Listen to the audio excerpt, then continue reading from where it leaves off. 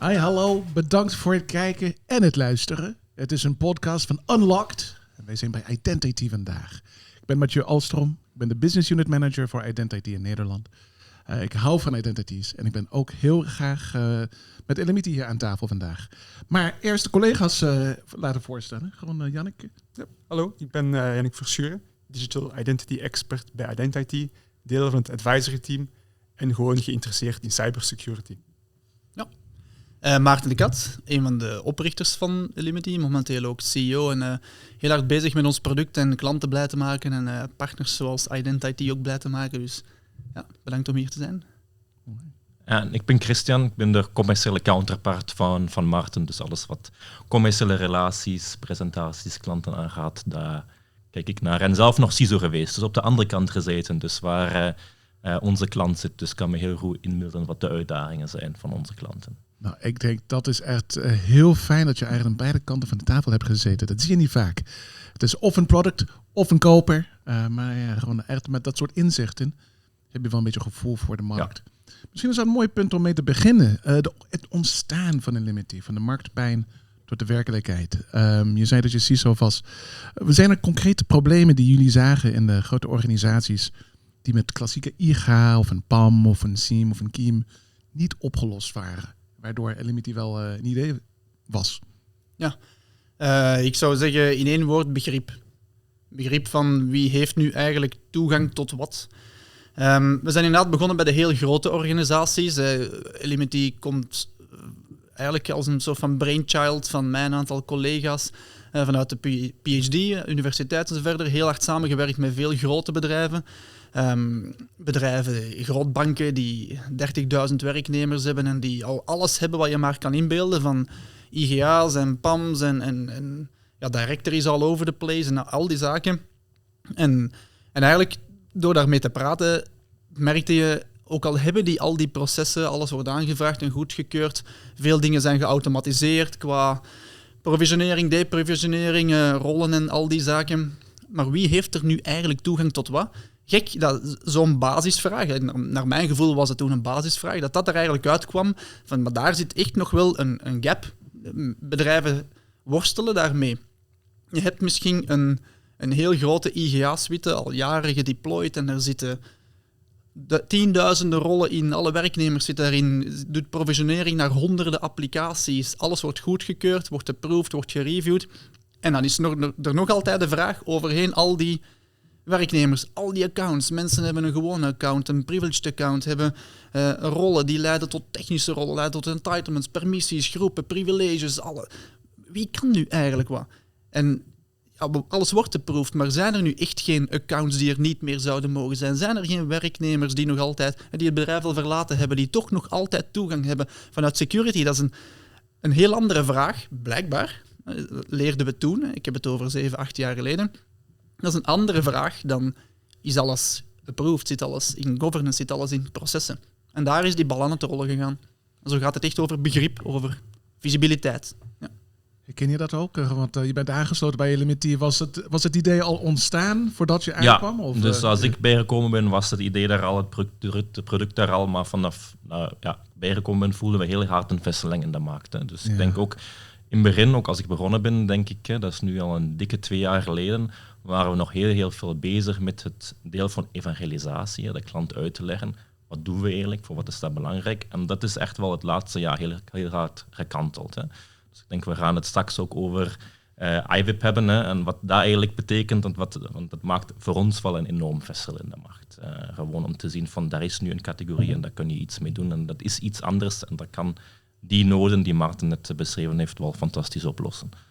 Ja, ik ken echt het pijnpunt uit mijn eigen ervaring. Maar Jannik, zie je dat ook spelen bij jouw klanten soms? Waar Maarten het over had. Ja, ik denk het wel. Ik denk ook dat dat een van de redenen is dat we met Elemity begonnen zijn. Is omdat we specifiek bij klanten hebben gezien dat die niet wisten wat dat ze in hun systeem hadden. Zij wisten, oké, we hebben users, wij weten wie dat er toegang heeft, de personen die elke dag op de vloer zijn, maar die wisten niet wie dat er toegang had die ze niet kenden. Ja. Waar dat we echt heel specifieke instanties waarvan dat we na het installeren van zo'n tool zagen van oei, deze gebruikers zitten nog in het systeem en oei, die hebben nog toegang tot bepaalde systemen. Dat was echt soms wel heel concreet dat we dat zagen. Ja, en als ik daar even mag op inpikken, we zijn begonnen bij de zeer grote enterprises die al alles hebben, maar doorheen al die jaren zijn we ook meer en meer beginnen werken met bedrijven dat helemaal nog niets hebben. Iedereen heeft wel een Active Directory of je gebruikt Google Workspace als je centrale registry van accounts en zo verder. Maar als ik kijk naar de projecten dat we al samen hebben gedaan, dan gaat het over... We hebben een Active Directory, we hebben Entra ID, we hebben SharePoint, we hebben FileShares, we hebben cloud-omgevingen in Azure en Google Cloud en AWS. We hebben al die zaken. En voor elk bedrijf is de vraag van wat zijn nu je kritische systemen, dat is helemaal anders. Maar elk bedrijf moet daar wel controle over hebben. En op een bepaald moment komt dan die vraag, maar welke accounts zitten daar nu eigenlijk in? En moeten die daar eigenlijk nog wel zijn? Het is die vraag, dat is exact IVIP. Dat is die visibility waarover ik spreek, dat is dat inzicht, dat begrip waarover dat we spreken. En dat kan dus zowel zijn dat je al heel veel hebt. We hebben enterprise klanten met een PAM, een IGA, met alle systemen die je kan inbeelden en daar dan een overzicht van bieden. Of je hebt nog geen IGA bijvoorbeeld, en dan is die nood misschien zelfs nog prangender, want dan is dit vaak het eerste inzicht dat een bedrijf krijgt. En die eerste demo's dat we altijd geven, we hebben er samen al gedaan, de eerste keer dat je die data bij elkaar brengt en dat je zo toont van, ja, dit is nu alle informatie die we hebben uit Active Directory. We koppelen daar het HR-systeem aan. En dus de mensen van security, die weten dat. Hè. Die weten meteen, de Frankie, die is al 2 jaar weg. Zie je wel dat hij nog een account heeft? Die moet helemaal niet meer actief zijn. Die moet weg, die moest al lang weg zijn. En zo begint die bal natuurlijk te rollen. En dan gaan we verder naar, maar hoe komt dan dat hij nog altijd actief staat? Welke mensen moeten eigenlijk allemaal adminrechten hebben? En dan ga je van nature, van zo data-gedreven inzichten, verder naar hoe gaan we onze processen dan verbeteren. Ik maak vaak de analogie, je hebt ze de bijlen met de kraan open. Hè. Enerzijds heb je het water opkuisen, dat is de accounts wegwerken, de admin-accounts wegwerken enzovoort. Maar dan moet je ook zien, dat je de kraan toedraait, dat er ook geen nieuwe meer bij gaan komen. En dat is dan de hele mooie overgang dat je hebt van die eerste inzichten, opschoning achteraf, dan naar processen verbeteren, governance instellen enzovoort. En dat zijn de leukste projecten dat we doen. Hè? Ja, en vooral om daar misschien nog heel kort op in te pikken. Wat ik zo leuk vind, is dat we op elke maturiteit van een klant waarde kunnen bieden. Hè. Zoals je zegt, het kan helemaal in het begin zijn van, we weten uiteindelijk niet waar te starten. Hè. Daar hebben we ook al een project of 2 samen gedaan van die overzicht te krijgen en dan ook op basis een roadmap te kunnen maken. Ook met jullie expertise van wat zouden mogelijk vervolgstappen zijn. Of een klant die al jaren en dag met identity bezig is. Ik zeg altijd, ze zijn een keer in de Magic Quadrant van Gartner gaan shoppen, alles gekocht wat een goede rating heeft en fantastische producten. Maar de uitdaging blijft dezelfde. Hè. Want ik heb dan we noemen dat identity data silo's. Ik heb een PAM, ik heb een SIAM, ik heb een access management systeem, ik heb een IGA. Maar dat zijn even silo's als ik heb een Active Directory, een SharePoint, een cloud-omgeving, al die soort van dingen. Dus dat maakt het ook heel interessant bij de klanten, die verschillende uitdagingen te zien. En ook bij elke klant, uiteindelijk die aha-moment is hetzelfde. Of ik nu in een low maturity, zo gezegd, op identity-vlak organisatie zit, of meestal dan in de financiële wereld. De banken zijn dan meestal verder op vlak van regelgeving. En high maturity, maar het is hetzelfde. En dat is wel altijd leuk te zien bij de klant, vooral in die eerste workshops, als je de dingen bij elkaar steekt en begint dat te zien. Ja, je hebt het mooie G-woord al laten vallen, Gartner. En als we gewoon een beetje even daarbij stilstaan, gewoon naar IGA, Identity Governance, als klant zijnde, ik zou eigenlijk gewoon een beetje conceptueel verwachten dat dit soort capabiliteiten al in mijn gaan zitten, of een SailPoint of een Savient of noem maar op. En toch niet. En zover, eigenlijk, die ontbreken zoveel dat Gartner IVIP als nieuwe hele categorie heeft gewoon uitgebracht. Nou, in de eerste instantie, kunnen jullie alsjeblieft uitleggen, wat is nou IVIP en wat is dat verschil tussen IVIP en IGA en hoe werken ze een beetje samen? Ja, zeker, ja. Ja, kort antwoord, IVIP, het acroniem zelf staat voor Identity, Visibility and Intelligence Platforms. De kern van je vraag is, maar waarom is dat nog iets anders dan IGA? Dat is iets waar wij ook jaren hebben moeten tegen ingaan. Je ziet dat bij sommige organisaties komt dat heel natuurlijk.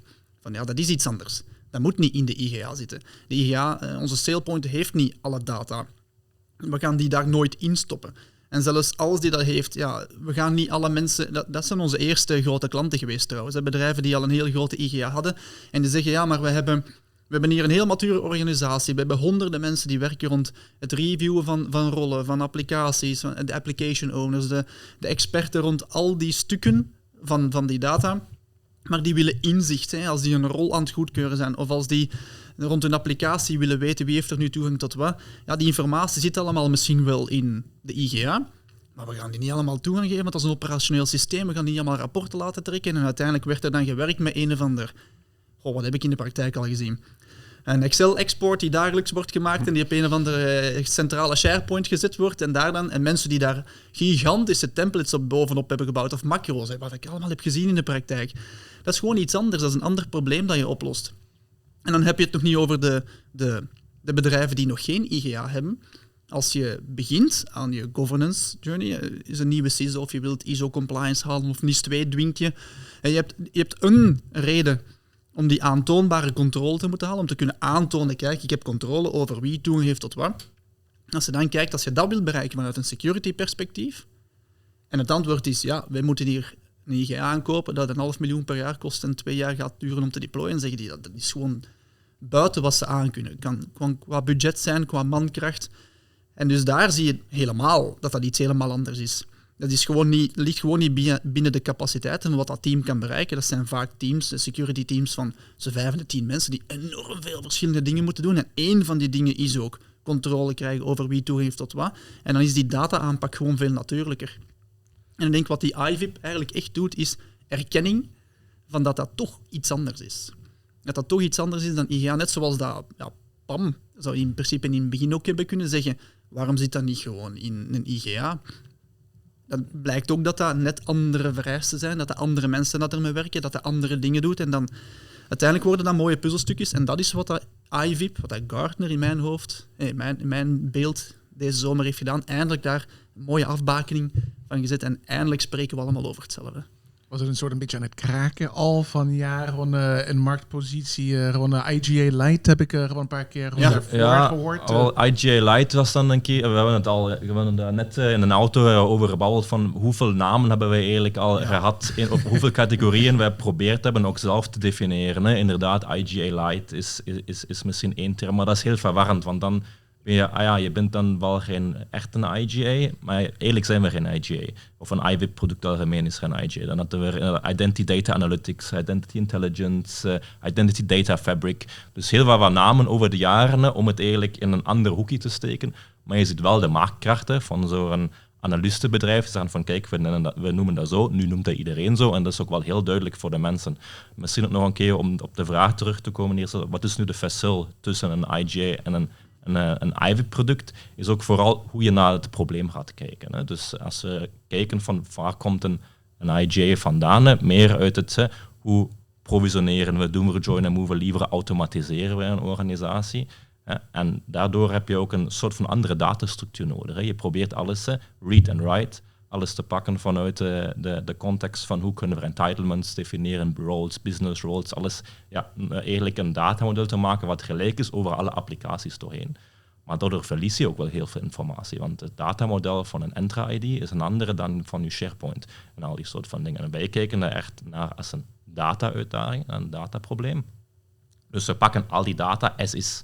Dus je krijgt ook een heel andere beeld van de data. Dus vandaar dat eigenlijk, in mijn opinie, wel heel natural is, dat dat niet daarin zit. Want er zijn 2 andere behoeften die je hebt. Hè. Ene, echt diep willen begrijpen van wat gebeurt daar op ons datavlak. En de andere, hoe kunnen we daarvoor zorgen dat we streamlined processen hebben, dat de dingen lopen. En je kunt daar ene met een andere niet doen. Dus er zijn 2 verschillende uitdagingen die je ook van 2 verschillende invalshoeken moet oplossen. Ja. Ja, maar je begrijpt de vraag, want we hebben elke dag, die feedback in zeker de eerste jaren continu gehad. Ja, ik zou verwachten dat mijn SailPoint dit biedt, ik zou verwachten dat mijn One Identity dit biedt. Ja. Waarom doen die dat niet? Ik zeg, ik weet het niet, maar ze doen het niet. Ja, nou, ik vind het heel mooi, gewoon die data wrangling, dat stuk. Toen Gartner jullie belde, voor mij lijkt het gewoon een beetje als je hebt een restaurant, de Michelin belt je hebt je ster bereikt. En ja, wisten jullie dat Gartner daarmee bezig was? Of was het een verrassing dat IVIP opeens gewoon als quadrant uitkwam? Dat is nog geen quadrant, hè? Dus zo ver zijn we nog niet. Dus we hebben de categorie gedefinieerd en de leidende spelers opgelijst. Dus daar staan we nu in. Ik heb me nog goed in herinnering, ik was op vakantie. Dus je wordt daar niet gebeld. Dat is minder fancy dan je denkt met de ster van de Michelin. Zo is dat helemaal niet. Uiteindelijk hebben we dat via LinkedIn, waarop eens iemand dat begint te posten en mij dat optekte. En ik was aan het Como meer in Italië. Was dan kijken, wat is dat? Tja, superleuk, hè? Maarten gebeld, gestuurd en zo. Dus het was minder... ik kan me daar nu nog wel goed aan herinneren, want dat was een speciaal moment voor ons. Maar dat is niet dat ze u op de hoogte stellen daarvan. Of zo. Ja. Nou, we hadden het zojuist over de verwachtingen van klanten daarvoor. Dat ze denken, dit soort capabiliteiten moeten men in gaan zetten. Is er iets geschoven, veranderd met de klantenverwachtingen nadat Gartner het heeft bevestigd van IVIP is echt een feit. Het is echt een gat in de markt en daarvoor zijn er specifieke producten. Wat er veranderd is dat er vooral duidelijkheid is over wat dat wij doen. En dat klanten... dat klanten met een andere... Je moet minder evangeliseren, ik zal het zo zeggen. Er is al meer duidelijkheid over... We hebben mensen die nu naar ons komen, wij bezoeken een IVIP. Heldere vraag. We voldoen perfect aan de definitie van daaruit Gartner. Dus je weet al, je begint gewoon dat gesprek op een heel andere plaats. Want het is niet zo dat ze met een vaag probleem afkomen. Het is een veel concreter probleem, een veel concretere wens. Dus dat is sowieso veranderd, dat is het positieve. De uitdaging erbij nu is ook, ineens is de competitie ook heel helder. Dus het is een versnelling op alle vlakken. En nu is het gaan, hè? Ja, zeker. Ja. Jannik, als jij bij klanten over de vloer bent, vragen ze soms over dat IVIP? Ja, ik heb iets nieuws op internet gezien. Gartner heeft me iets toegestuurd. Ik denk dat de IVIP-categorie is nieuw. Is vrij recent toegevoegd. Dus ik moet eerlijk toegeven dat ik nog nooit rechtstreeks de vraag heb gehad om een IVIP op te zetten, zeg maar. Natuurlijk, ik zit ook niet in het salesverhaal binnen Identity. Dus op dat niveau kan er natuurlijk wel zijn dat die gesprekken plaatsvinden. Maar het concept van een IVIP, dat is wel al gevraagd geweest. Ja. Maar de concrete vraag van, kunnen wij IVIP opzetten? Dat heb ik nog niet gehoord. Oké, als dan moet een Gartner-abonnement hebben om die rapporten te mogen lezen. Hè. Dus ook zo. Niet alle bedrijven hebben dat. Hè. Dus als ik zeg dat er echt vragen vanuit de markt echt naar ons komen, dan is dat altijd de zeer zware grote enterprises. Andere bedrijven blijven zo eerder zeggen over, kijk, we zitten hier met concrete aanleidingen. Hè. Zoals jullie het waarschijnlijk ook zien. Er is een nieuwe CISO. Of ze willen ISO 27001 certificatie behalen, of SOC 2, of NIS 2 was de laatste jaren ook een heel belangrijke driver. En ze moeten dus die vinkjes zetten over, controle hebben over heel veel dingen. Zo'n bedrijven komen wel naar jullie, merken wij toch, van de vraag, hoe gaan wij dat dan doen? Ja. En dan is de vraag eigenlijk, hoe gaan we dat dan doen? Zo weinig mogelijk kosten, zo weinig mogelijk effort, zo snel mogelijk werken naar een verbeterde situatie, risico's wegwerken. En dan is het antwoord, kijk, IVIP. Ja. Is er een bepaalde argument die jullie zien wel interessant voor bepaalde klanten? Dat de CFO zegt, nu snap ik het. Op basis daarvan wil ik best investeren in een IVIP of een kans geven. Want het is een beetje wazig nog, maar soms moet je het gewoon één zin plat slaan. Ja. Klopt. Ja, misschien vanuit een salesperspectief te kijken. Het is minder, ook wij hebben minder contact met de CFO zelf, maar het helpt ook vooral een champion of iemand die dat probleem heeft, dan naar hoger management zelf kunnen vertalen. Hè. Want daarvoor inderdaad krijgt je ook vaak het argument, maar we hebben er al zoveel in identity security geïnvesteerd in die producten, voor wat nog een product? Hè? Maar nu kan die ook gewoon zeggen, kijk, dat is niet mijn mening, dat is de mening van Gartner. Ik heb een rapport, dus we voelen wel ook dat de interne discussies, waar je zelf soms als consultant of als vendor niet kan of mag bij zijn, wel voor die mensen ook gemakkelijker zijn. Hè? Want het is niet meer iets exotisch, het is iets wat trendy is, nummer 1, maar ook wel herkend is. Dus dat helpt wel op dat vlak heel hard. Ik weet dat jullie heel snel een POC kunnen opzetten. Dat eigenlijk een van de voordelen van een Limity, als ik me niet vergis, is dat die relatief snel gedeployed is. Dus rond de proof of concept en de proof of value voor de klant gewoon binnen een mum van tijd zichtbaar is. Hebben de klanten vaak een aha-moment als je daar over de vloer bent? Ja, absoluut. En dat wou ik daar net nog toevoegen, toen we over bezig waren, van die eerste inzichten. Mijn anekdote van, de Frankie had hier niet meer mogen zijn, dat zijn de leukste meetings. De eerste keer dat je die data toont aan die mensen, vaak weten die wel al waar te gaan zoeken. Mensen zijn echt wel goed bezig met dit aspect hoor, maar ineens kan je het aantonen, maak je het kwantificeerbaar, hoe zeg je dat dan? Om even te schetsen wat wij dan doen, vaak geven ons de top 5 van applicaties. En dat is dan het HR-systeem plus 5 andere applicaties, een Active Directory, Enter ID zit erbij. En vaak gaat het dan over kritische systemen, meestal één kritische business-applicatie of een SharePoint erbij, een fileshare. Dat zijn zo de dingen die meest urgent zijn, meest prangend, waar dat de meeste wanorde heerst bij bedrijven. En het moment dat je al die dingen samentrekt, En dat je in ons platform kan zien, hey, dit zijn alle werknemers. Je hebt er 6000 in je systeem staan, 2000 daarvan zijn niet actief. Maar van die niet-actieven zien we dat de volgende nog altijd actieve toegang hebben tot de volgende SharePoint-sites. Of dat degene hier nog altijd... dit zijn alle mensen die we zien dat adminrechten hebben in dat systeem. En dat zijn de momenten dat de ogen open gaan van het niveau boven onze champion vaak. Want die mensen weten wel, dat zit iets... Ze kunnen het zelf niet volledig kwantificeren waarschijnlijk, maar die weten ook wel dat daar dingen soms vergeten worden, dat die processen nog niet goed genoeg zitten. En nu kunnen ze zeggen, kijk, hier zijn 500 mensen die er niet meer, 500 accounts die er niet meer zouden mogen zijn. Laten we dat nu aanpakken. En dat is een dringende nood en dan pakken ze dat ook aan. Dan hebben ze echt een zweep of een aanleiding. Motivatie misschien. Dan maak het concreet. Ammunitie, denk ik ook gewoon. Ja, voilà, inderdaad. Om het aan te tonen van, kijk, wij hebben dan al gezegd dat er een probleem is. Exact. Hier zijn de cijfers. Ja. Die gewoon bewijzen dat het probleem er is, denk ik. Ja. En de informatie is ook tastbaar. Hè. Je kan daar, in het Engels actionable, een beetje een lullig woord, maar je kan daar echt mee aan de slag. Dit is de lijst van alle accounts. Als je dan wilt gaan navragen bij alle teamleaders of applicatieowners, wij denken vanuit het security team dat deze er niet meer zouden moeten zijn, kan je eens even jouw zegen geven. Zo rol je heel natuurlijk in alle processen er rond, de reviews, de opschoning, en zie je ook gewoon die KPI's worden opgevolgd. Zie je dat het aantal van die findings daalt over in de tijd. En dat is wat je moet kunnen aantonen. Ja. En dat gaat heel rap. En dat is het leukste aan onze job, vind ik. Heb ik het ook goed begrepen dat ook een van de voordelen, als je kijkt naar de huidige aanpak voor access reviews, het is periodiek. Dus je moet wel dat welbekende Excelletje moet uit een bepaald systeem komen. Dan moet je naar een manager sturen. En dus je doet het misschien 1 keer per maand of per kwartaal. Heb ik het goed begrepen dat Limity dan helpt om het continu te doen? Dat je het gewoon een beetje per dag als onderdeel van je dagelijks proces kunt meenemen. We geven de flexibiliteit dat je kan kiezen. Dus heel vaak zie je ook met die, zeker bedrijven die met iets lagere maturiteit aan dit verhaal beginnen. En dan...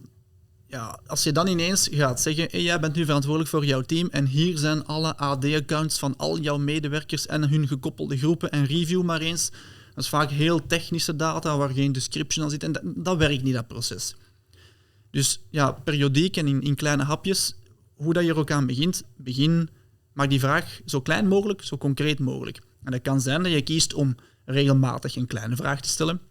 Het kan zijn dat je ook zegt, begint met die controles dat ik net zei. We hebben ook zo een framework dat we toepassen rond orphaned accounts, privileged accounts, data quality issues, externe kritische data.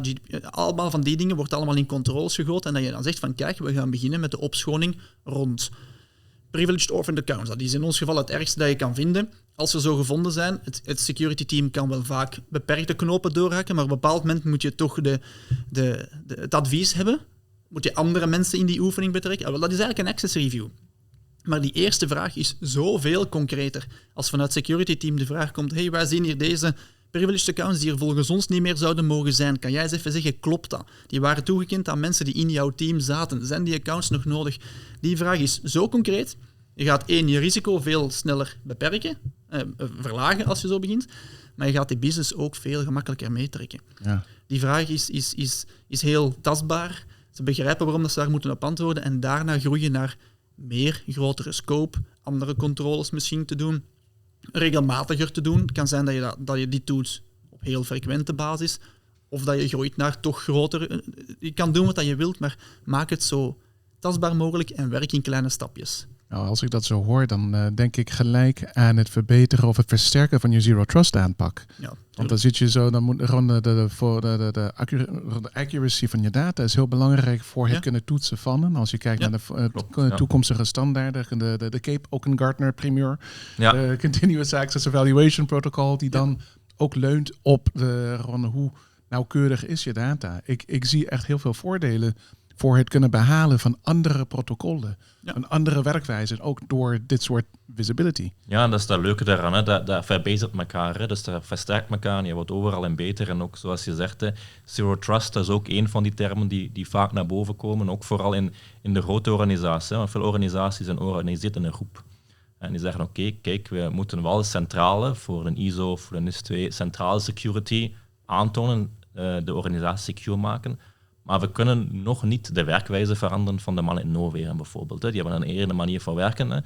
Maar we moeten wel weten wat daar gebeurt en wel zeker zijn dat er op een veilige manier gebeurt. We hebben een klant dat ook mooi, een andere woord voor Zero Trust, freedom and the frame. Hè. We willen hem wel veel vrijheid geven en dat was ook altijd uit CISO als ik CISO was, mijn ambitie van hoe kunnen we security zo maken dat het een business enabler wordt. Dat je niet altijd die bent die zegt, dat mag niet en dat mag niet en ik maak alles moeilijker en alles lastiger. En dat vind ik dat hele leuk aan ons platform of aan IVIP algemeen is, ja, je dwingt niks per se af, maar je maakt het wel mogelijk voor het security team de controle centraal te bouwen en te zien, oké, je loopt iets uit de hand, daar moeten we wel acties uitvoeren. Maar de eindgebruiker voelt het uiteindelijk niet. En dat vind ik wel ook een heel krachtig stuk aan dat verhaal voor een organisatie. Ja, zeker. Zien jullie misschien de ontwikkeling van IVIP qua volwassenheid, zoals risk signals, inmiddels iets meer gewoon tussen verschillende platformen kunnen reizen? Want voorheen was het een risk signal binnen een bepaalde applicatie of binnen een bepaalde tool. Dus een SailPoint risk signal was niet compatible met een andere. Daar had je met conditional access in te maken. Mm-hmm. Inmiddels kunnen ze dan met elkaar gedeeld worden, waardoor je inzicht krijgt in risk scoring van een bepaalde gebruiker. Ja. Zien jullie IVIP ook die kant op gaan in de toekomst? Ja, ik denk het wel. Vind ik een heel interessante vraag, want je ziet dat van nature begint te komen. Ik weet nog niet dat IVIP-platformen al zo automatisch worden gebruikt als een risicosignaal, een risk-signaal, zoals je zelf zegt. Maar wat wij zelf wel merken is dat inzicht in wat is een account, tot wat heeft die toegang en schendt die bepaalde controles of bepaalde vereisten. Dat gaat heel natuurlijk vanuit mensen die gefocust zijn op IAM naar meer security, operationeel security. Het platform wordt ook gebruikt binnen SOCs, dus binnen Security Operations Centers, om dan te weten, we krijgen hier alerts rond een bepaalde account. Tot wat heeft die eigenlijk toegang? Hoe kritisch is dat? Hoe groot is het risico dat daarbij hangt? En dat zie ik van nature ook evalueren, naar dat je dat dan automatisch opneemt in heel dat risicogebeuren. Absoluut, ja. Is dat ook een kracht van Elimity die jullie zien, die tegenover andere IVIP-tools staan? Want nu de IVIP een categorie is, zoals je daar juist zei, er is wat meer concurrentie. Ja. Is dat een van de elementen van Elimity die ervoor zorgt dat het toch dat trapje boven die andere platformen staan? Oké. Een leuke vraag. Ja.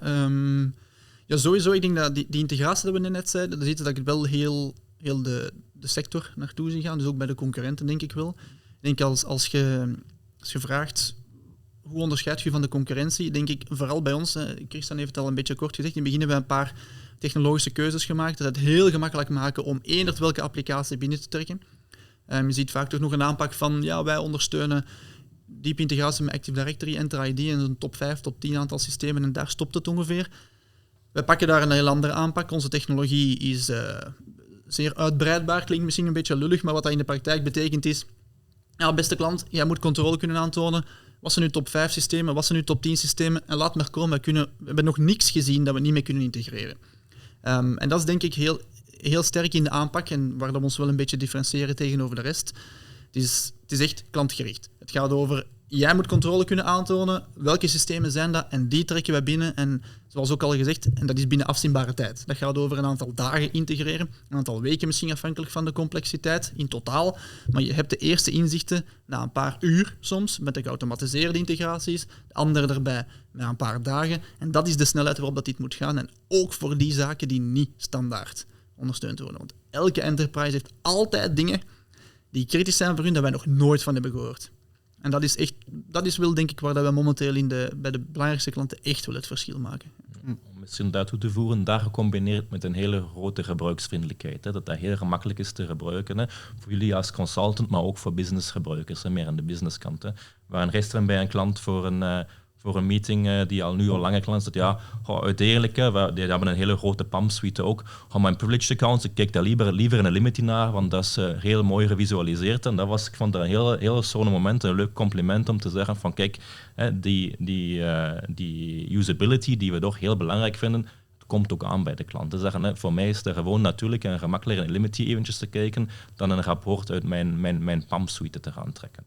Dus het is inderdaad het brede, maar ook het gebruiksvriendelijke, waar we toch ook wel zien van als klanten soms een keer vergelijken, want dan krijgen we natuurlijk ook het feedback. We hebben IVIP ABC vergelijken en we hebben voor jullie gekozen voor die en die reden. Dat is die combinatie van die twee. Iedereen zoekt de single pane of glass. Gewoon even de ene dashboard waar je echt alles daarin kunt vinden en kunt zien en dat die ook gewoon een beetje mooi eruit ziet. Ja, akkoord. Ja, nice. Ja. Was dat echt bewust een doel gewoon voor de bouw toen? Gewoon echt zoeken naar gewoon echt de gebruiksvriendelijkheid. Kijk, alles moet in principe gebruiksvriendelijk zijn. Maar je kunt soms iets meer focussen op technische onderbouwing. En ja, oké, het zijn admins, ze kunnen wel een terminal gebruiken of zo. Ja. Nee, bij ons was die gebruiksvriendelijkheid was eigenlijk eerst voor het verhaal van die integratie, dat ik zeg.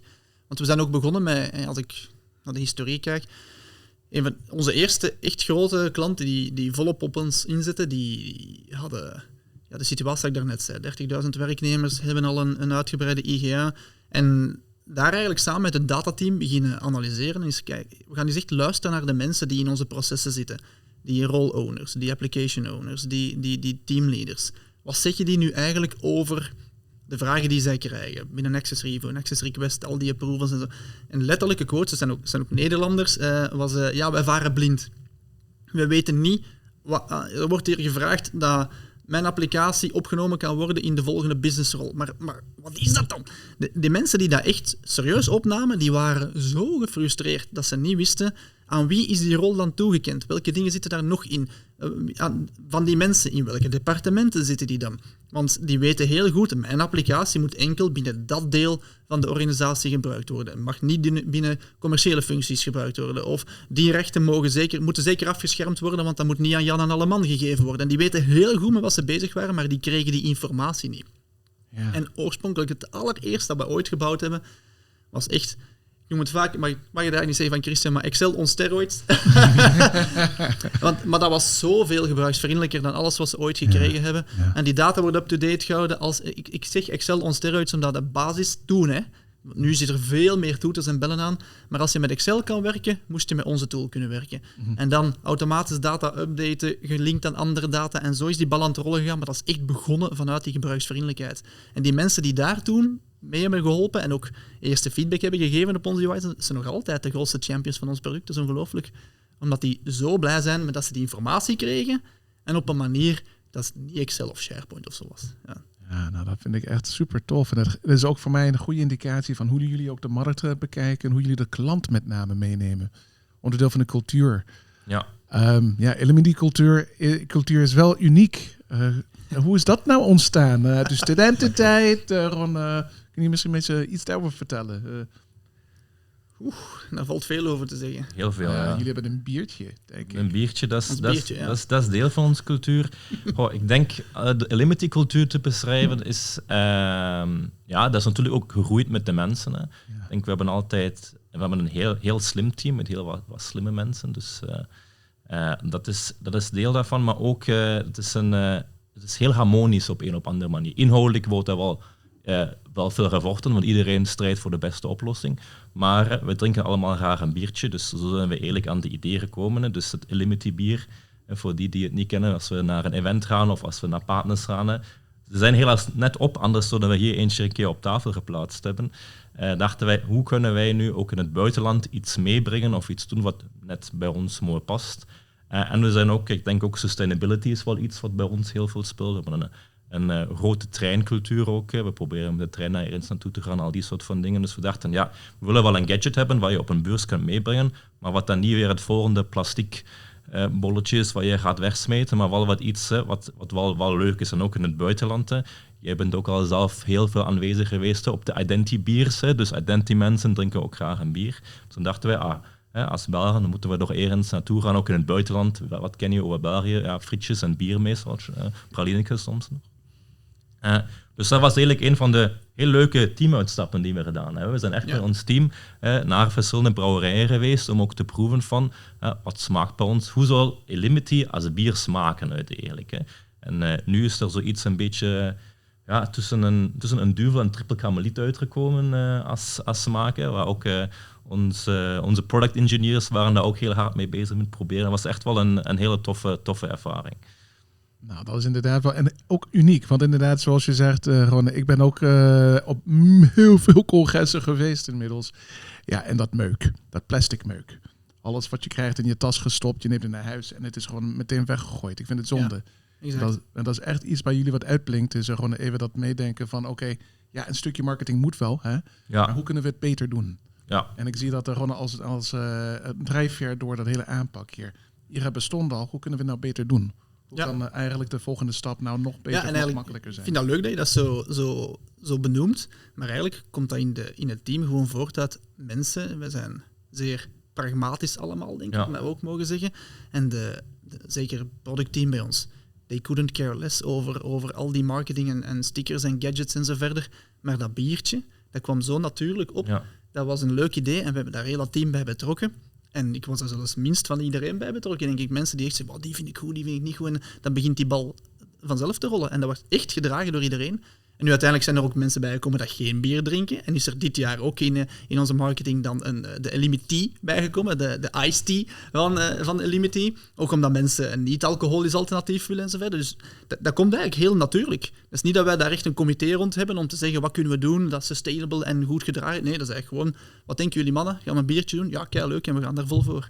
En dat zit keihard in heel ons team. Ja, net dat commitment. Hè. Iemand heeft een idee, eventjes over nagedacht, dat is goed, en dan gaat iedereen full force. Ja, voilà. Ik vind het ook leuk dat jullie ook België een beetje op de kaart zetten. Ik kan me voorstellen dat op de congres, daar heb je de Belgen dan weer. We spelen daar een beetje bewust ook mee, want dat is wel tof. Dat is sympathie ook, vooral in Europa. Dus altijd de koppeling tussen Europees en dan nog Belgisch, dus dat maakt het wel tof. Zie je dat Elimity een soort van in een golf van Europese ontwikkelingen staat? Want ik zie zeker gewoon anno 2025 is er nieuwe energie op de markt voor alternatieven voor Amerikaanse producten. Ja. Zien jullie dat ook gebeuren? Ja, absoluut. Denk jij nog meer dan mij? Ja, dus wordt overal meer gevraagd. Ik denk je moet een beetje onderscheiden. Hè? Dus daar is zo'n beetje dat politieke stukje, wat we nu allemaal zien in de media, wat daar aan het gebeuren is. Hè? De politieke speelveld is aan het veranderen. Dus je ziet een vraag van meer uit, we moeten een alternatief hebben. Maar je ziet ook meer van, en dat vind ik eigenlijk de leukere ontwikkeling, meer inderdaad een nieuwe positieve energie van we gaan gewoon iets heel goed maken in Europa. Niet omdat we Amerika niet leuk vinden.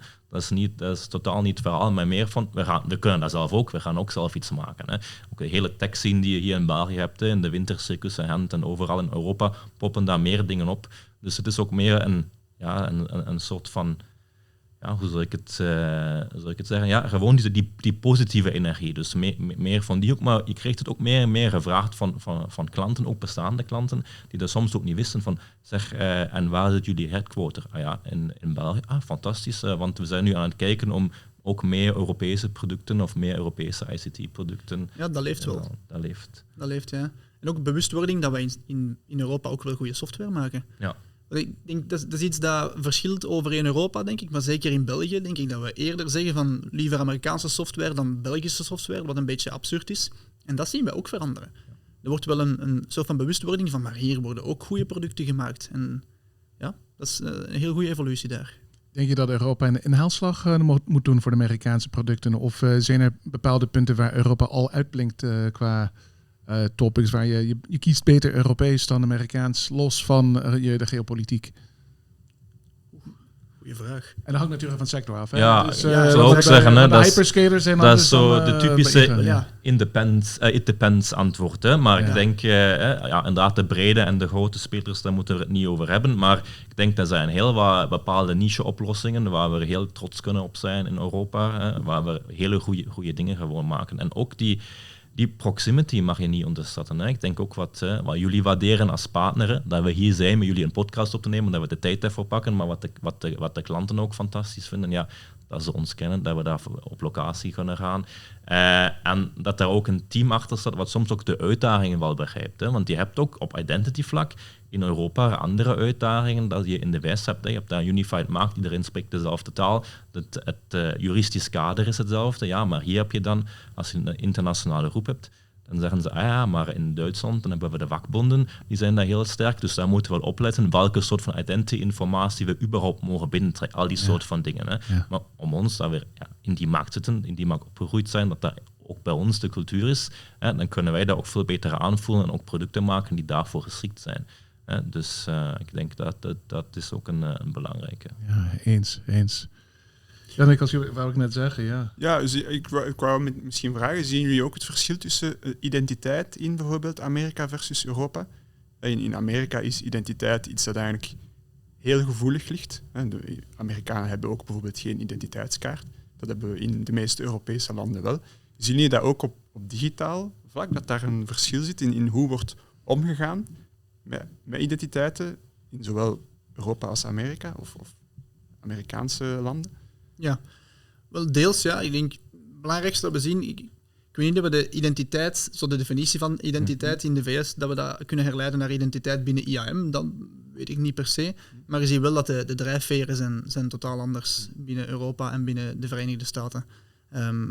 Daar denk ik is nog meer de Wild West, mag ik zeggen. Ik vind het een beetje lullig als we zeggen de EU is regulatie.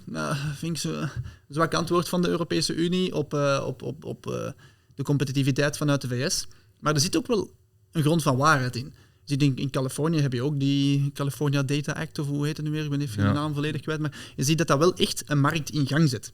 En op dat gebied zie je dat er de bewustwording over moeten omgaan, of het bewustzijn van we moeten nadenken over met welke data we omgaan, van onze klanten, van onze werknemers, dat die goed gesecured is, dat we daar goed mee omgaan als een soort van goede huisvaderschap, maar ook door de schop onder iedereen zijn gat, door die regulations.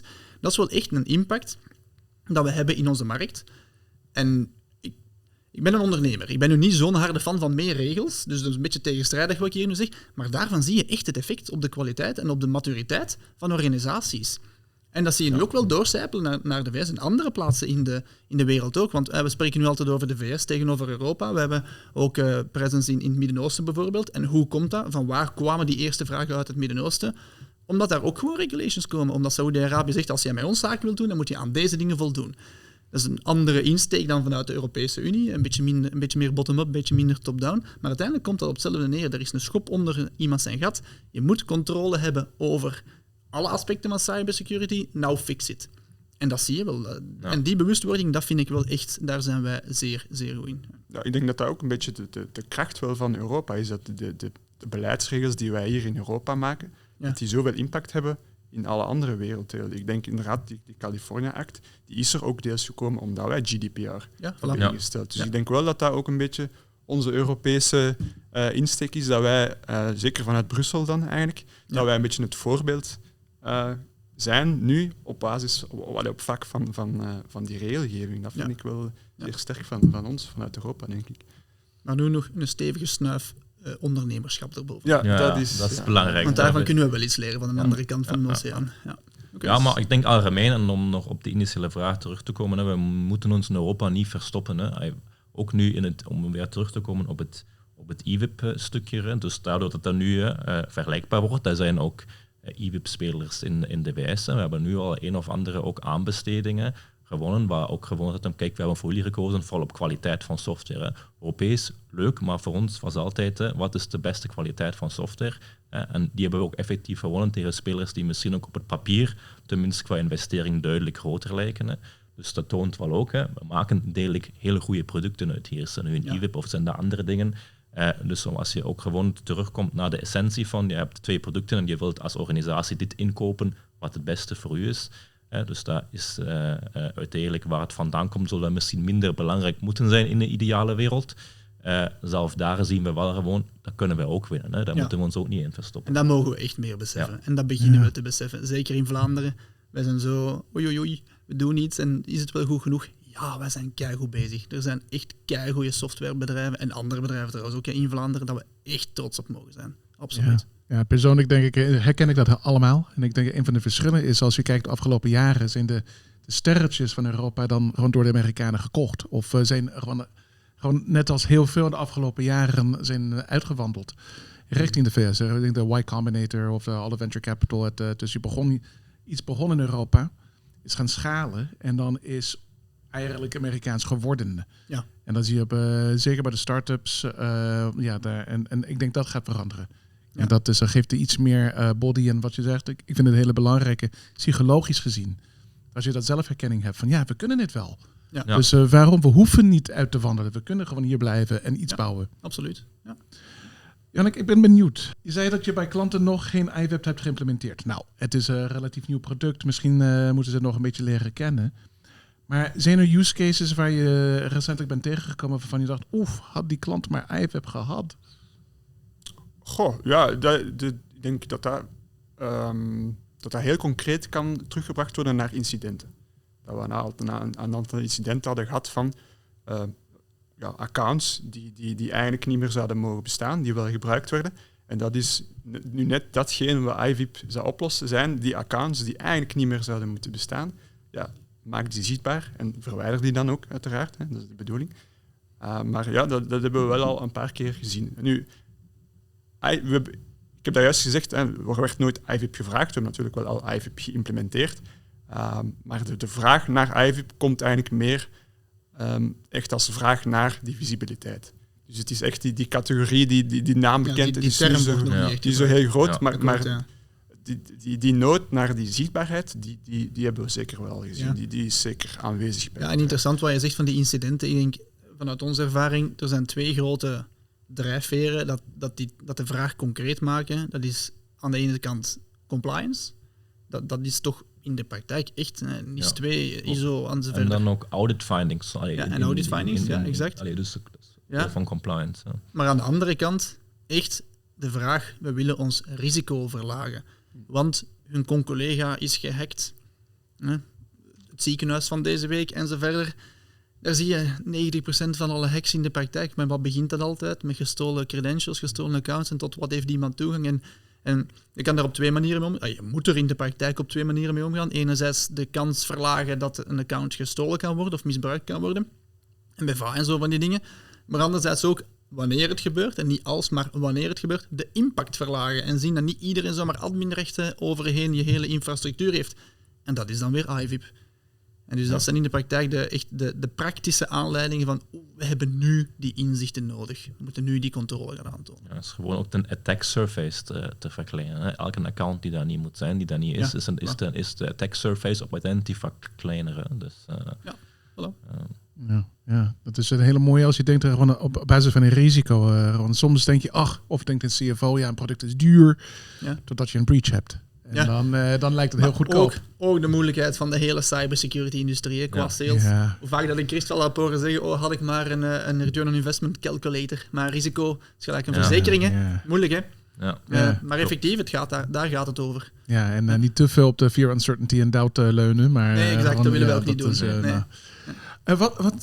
Hoe zijn de licentiemodel van Illimity opgebouwd? Dus op basis van een aantal gebruikers, accounts, systemen, platformen. Kun je dat een beetje gewoon vormgeven? Ja, dus we hebben bewust ook een hele gemakkelijke. IVIP is gemakkelijk als product heel snel integreert. Dus we hebben ook gekozen om een hele gemakkelijke licentiemodel te hebben. Dus uiteindelijk, wat doen we? We werken met een term die ook in de sector heel bekend is, managed heartbeats. Dus een managed heartbeat is een echte mens in de organisatie. Dus wij zullen 4 managed heartbeats zijn, zodat wij voor dezelfde organisatie werken. En dat is 1 licentie en dat is hoe dat schaalt. Dus onlimiteerde connectors, onlimiteerde data-imports, bewust voor gekozen. Dus zoals we gezegd hebben, onze sterkte is vooral data van verschillende bronnen samen te brengen. Dus we willen de klant daar niet in beperken. En dat is eigenlijk het hele licentiemodel. Dus gewoon NHI is het andere hot topic van afgelopen jaar. Dus dat heeft geen hartslag. Dat heeft geen hartslag, dus die zitten daar wel binnen. Dus je kunt die zien, je kunt die ook daarmee bewerken, maar je betaalt daar niet voor. Ja, dat is heel bewust, omdat dat is voor ons de enige correcte, en we hebben veel geprobeerd, maar de enige correcte maatstaf over hoeveel complexiteit sta je nu eigenlijk tegenover, de grootte van je organisatie. Maar wij willen onze klanten niet straffen als zij beginnen met nog 5 accounts per werknemer, terwijl het dan naar 1 zou moeten gaan. Of als ze heel veel non-human identities hebben en zo verder. Dat zit daar voor ons allemaal in verpakt, in datzelfde. Ja. Vooral omdat we ze niet willen straffen, omdat ze willen beginnen met het op te schonen, met het probleem aan te pakken. En daar willen we niks in de weg leggen van gaan. Gewoon full force gaan. Zoveel mogelijk data, zoveel mogelijk controles, zoveel mogelijk mensen. Go. Ja, nice.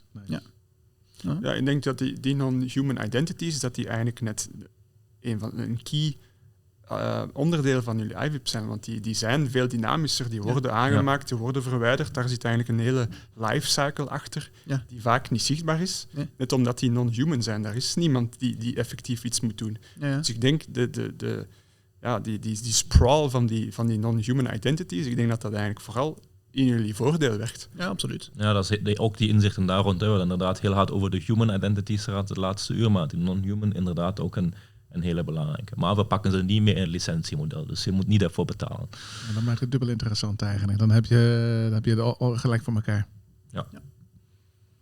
Heb jij nog een andere vraag? Want ik heb een allerlaatste vraag, gewoon om het af te trappen. Maar voordat ik... Goh, ik had wel nog een vraag die eigenlijk recent in mijn hoofd is toegekomen.